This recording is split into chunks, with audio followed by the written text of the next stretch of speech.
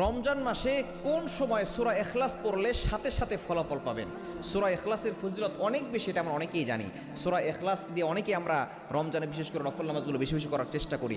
তবে এই সূরা ইখলাসের যে ফজিলত অনেক বেশি এবং এটা কোন সময় আমল করলে সাথে সাথে আপনি ফলাফল পাবেন, এটা আমরা অনেকেই জানি না। মনে রাখবেন, সূরা ইখলাসের ভিতরে এতটা ফজিলত নবীজি সাল্লাল্লাহু আলাইহি ওয়াসাল্লাম জানিয়ে দিয়েছেন, যে ব্যক্তি সূরা ইখলাস একবার পড়ে আল্লাহ তাআলা তাকে 10 পারা কোরআন শরীফ পড়ার সওয়াব দান করেন, এবং যে ব্যক্তি 3 বার পড়বে আল্লাহ পাক রব্বুল আলামিন একটা কোরআন খতম করার সওয়াব আল্লাহ তাআলা তার আমলনামায় দান করবেন, এবং যে ব্যক্তি 10 বার সূরা ইখলাস পড়বে আল্লাহ পাক রব্বুল আলামিন তার জন্য জান্নাতে একটা প্রাসাদ নির্মাণ করে দিবেন। সুতরাং সূরা ইখলাসের ফজিলত অনেক বেশি।